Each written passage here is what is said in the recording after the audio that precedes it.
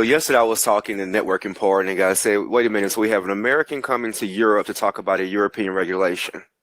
I said, "Well, there's a reason for that."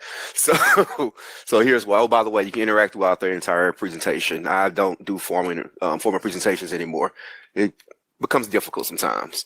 So this is why. So I have a whole bunch of jobs. I'm gonna sleep like 4 hours a night. Not even joking.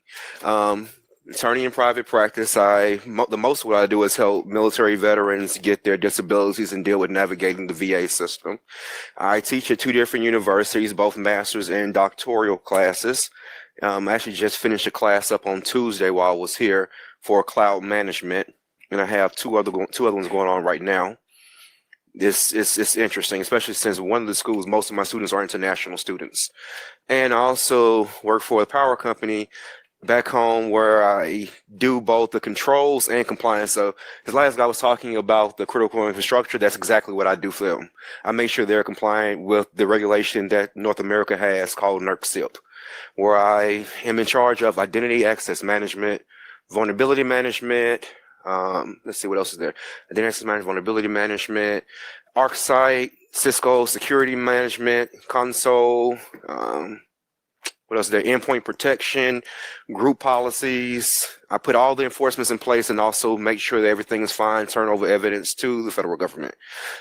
And on top of all of that, I am the vice chairman of the Privacy and Data Privacy and Computer Crime Committee for the American Bar Association.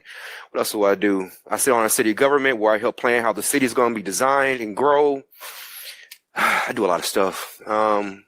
Publish. It's pretty. Trust me, I just call this my eye candy slide because it's like a whole bunch of stuff going on. It's way worse than it seems. So I do a lot. Published several times. I'm a chapter lead. American Bar Association is coming out with a book called The International Guide to Cybersecurity. Chapter 5 is Enterprise Architecture Systems, and I'm the chapter lead for that one. I wrote half of that chapter myself, as well as wrote 2 or 3 parts of the compliance part for them as well. And I have a bunch of certifications. The GPN, who knows what the GPN is?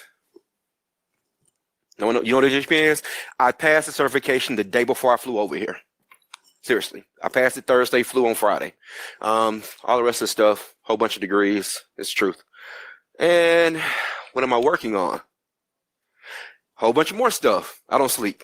I really don't sleep. Working on 2 doctorates right now, working on some more certifications. I actually bought a brand new server just to take the OSCP. I can't wait to play with it. It has 4 10-core servers, 512 gigs of RAM. I can't wait to have fun with that server. It got here the day before I flew out here as well, so I couldn't play with it yet. And in my spare time, I watch horror movies, cook, and I try to grow food, but I can only grow flowers for some reason. So, question, who in here knows about GDPR already? Something about it. Perfect. We can skip through half of this presentation and get to the fun stuff then. Perfect. Let's skip through a bunch. Yep, don't need that part. Cover that. We'll get over this. Keep going. Keep going. Oh, by the way, I can make these slides available. I can email the conference and let them email everybody else, or you can email me for them. Skip, skip, skip. I forgot I put graphics in here. Can go over the structure. Don't need the structure anymore. I can go faster than this. This will be so much fun. The second half goes into all the fun stuff. This is more along the lines of structure still. If I could click faster, this would be. Why did I put all these graphics in here? This is taking so much time. Key components. Okay, so the reason why this is all in here is I actually did a presentation related to the same subject about 2 months ago in Florida. So they had to give them the whole background about all the stuff. So bear with me. We'll get to the fun part in a little bit.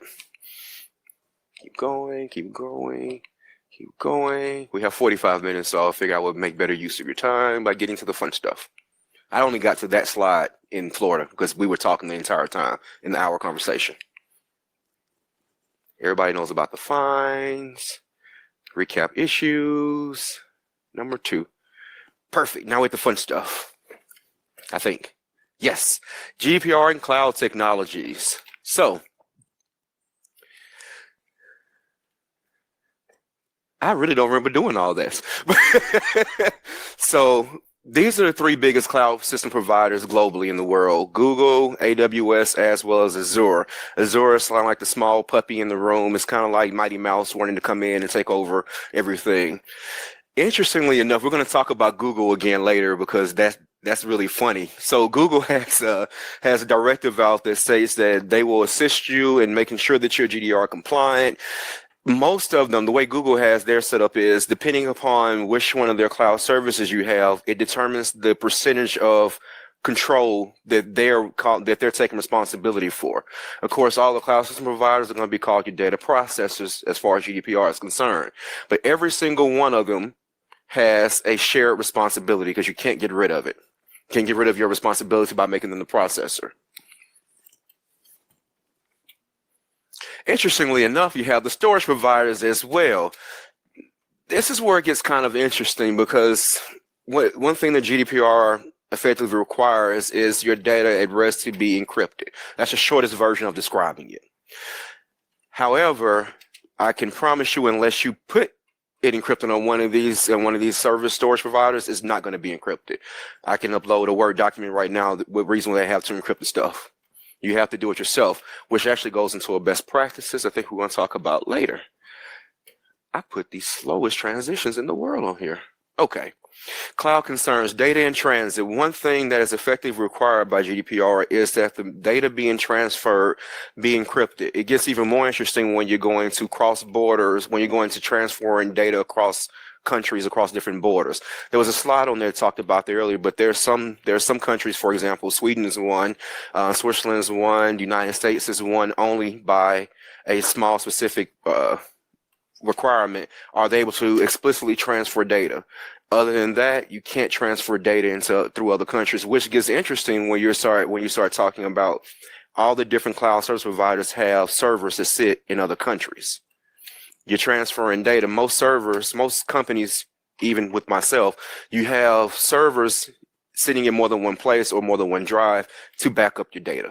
If you don't back up your data, you're running into a problem. Everyone knows good practice is to back up your data. Where's your server? One thing that GDPR suggests you to do is map out the data flow of your entire data to make sure you know where your data is transferring, what countries your data is going through.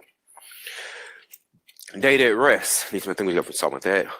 Okay, so one of the paper that I published a while back was talking about the encryption keys. My recommendation as a lawyer is always to control your own encryption keys. If the cloud service provider insists on them encrypting the data themselves for transmission, my advice is always then you encrypt it before you give it to them. Have 2 levels of encryption on it. Give them encrypted data, let them transfer whatever they want to do, encrypt it. Maintain your own encryption keys. From a legal standpoint, here's the reason why. Say, for example, the government comes in and they say, you know what? We believe that data you have contains some kind of horrible things. Give us your data. Well, you may have a contract that says, well, I'm not going to give this data up unless you give me a legitimate reason why. Give me a search warrant. Case in point, Apple. Give me a search warrant and I still may ignore it. Well, the reason why you can get away with that is if you hold encryption keys, how are they going to get the data? They can't just go to, say, Google and say, give me this person's data if you hold the encryption keys, because they still have jumbled data anyway. So always keep your own encryption keys. It's extremely important. Now we get into GDPR and privacy. At its core, GDPR is not a privacy regulations. It's a regulation over data protection, but it effectively forces privacy. It's kind of like in the US, in the Constitution of the United States, there is not expressly said that a person has a right to privacy in the US. The courts interpret it to be privacy. That's similar to what GDPR has done. It doesn't explicitly say you're going to make sure that everybody gets their own privacy. It says you're going to make sure that privacy occurs. So it's a matter of interpretation. The difference between privacy itself and GDPR. So I guess the easiest way of describing this is GDPR sits on top of privacy. It's like easiest way of describing this slide right here. Privacy, you're working to protect someone's data, protect someone's information from hackers, from leaks, even from internal threats. Interesting enough, a lot of people don't realize how much insider threats cause data leakage that happen constantly. A threat does not necessarily mean disgruntled or a malicious person within your company. It could be a person who just forgot to disconnect something and left it running. Insider threat is a real serious scenario and can cause a lot of problems when you're talking about a regulation that requires protection of data. For cloud, Google actually said that, I'm going to have so much fun with Google in a minute. Google actually said that their cloud services are ISO compliant, which basically says that, well, I'm not going to go over this part. Basically, it says that you will make sure you have a process in place to check the data, where the data is going, that there will not be any data leakage. Basically, a DLP program, which we'll cover on the next slide as well. Oh, actually, yeah, there we go, DLP. How many people know what data loss prevention is? Perfect. Have a next question. Who in here knows how to write scripts? Who in here knows how to write a script to query to look for other data? To query to look for other data. Same exact thing, basically. Just make it really simple when they get the software. If you're using the cloud service provider, you might want to check and see if they're ISO 27018 compliant, mostly because of data leakage. But again, if you're encrypting data before you transfer them, makes it a lot easier. GDPR doesn't exactly say that you have to have it sitting at rest and encrypted, but it gives the suggestion, the strong recommendation that that's what you do. It's kind of interesting when you think about it. It says we strongly suggest you do this. Anytime you see a strong suggestion in any regulation, basically it says do it. That's a short version of it. Just do it, because they're going to find a way to charge you for it anyway. I found this compliance matrix online, Cloud Assurance Alliance. Actually, I forgot, I'm actually on one of their work groups as well. My CCSK, which is in cloud security, came from them. They have a compliance matrix that's the exact name of it. It's called Cloud Compliance Matrix. It gives a list of all the different areas of technology that somebody should be concerned with. And if you go across the spreadsheet, I would have put it up here, but it would have been really difficult to read. It has every single regulation that you could possibly think of, and tells you exactly where it falls into that area. For every regulation, from NERC to GDPR, for example, it tells you exactly where those areas fall. It was last updated November the 12th of 2018, if I remember correctly. If you all can, please download this thing. It makes life so much simpler for you. Trust me. It tells you where to go to find the areas that you're going to fall into a regulatory problem with. Next part. Yay! Concerns in future.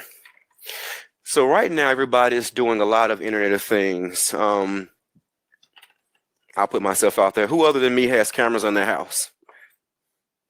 We're going to have some real fun with that in a little bit. Somebody actually got fined for that. We'll talk about that in the coming up slide. Internet of Things, everything's connected now. I'm very particular about having a bunch of holes poked into my network just to let devices get out. You have Nest cameras. You can control your thermostats of your house from your cell phone. I even found a stove that you can control through Wi-Fi. Why on earth would anyone cook with a stove you can control through Wi-Fi? That's just asking for danger. And it was a gas stove too. That just makes no sense to me.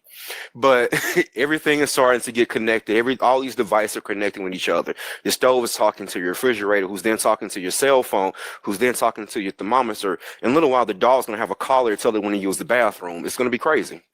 But that's what society is coming to. Social media is talked about in GDPR. It's becoming an extremely gray area because a lot of people use single sign-on authentication to get on their services. Basically, they set up a profile. I typically run through this when you apply for jobs or put your resume on stuff. They say, hey, you want to use our service? Do you have Facebook? Absolutely, all the time. Do you have Facebook? Oh, do you have Google? Wonderful. You don't have to sign up with us. Just hit authorize and we'll take all your data from you. That's becoming a really big gray area because now you have data being passed through areas that you don't control. So, all right, put this down for a second. Insurance. This was a big question that came up 2 months ago in Florida. Someone inquired about how insurance companies will address GDPR. The shortest answer I can give is the one that all lawyers give. It depends. So the reason why it depends is this: your insurance may not be strong enough to cover a fine from GDPR. It also depends on how they're going to classify the insurance. So for example, I personally have a personal liability umbrella over me for $1 million. If I go out and hit somebody, I have $1 million insurance coverage just for me by myself, outside of even my vehicle's insurance. That's just me personally. Not everybody has policy limits that are high enough to cover them for whatever they do. So like when I go out of town and I rent a car, they say, you want the insurance for what? I have $1 million umbrella policy. If I wreck this $30,000 car, pretty certain my $1 million umbrella policy is going to cover it. Now, when you get into fines north of $10 to $20 million, it may not be that wise to have just a general liability policy, because insurance companies are really good about modifying how they classify your claim to determine whether they will or will not pay you whenever you file a claim. Insurance companies, oh, and by the way, general cybersecurity insurance by itself does not, generally speaking, cover GDPR issues. Now, it may if you have a policy set up enough for a data breach, and the reason for it is data breaches. However, we're going to the slide where certain things were fines were put on people because of what they did versus, how can I put this? There were fines that were imposed on companies because what they did versus what occurred.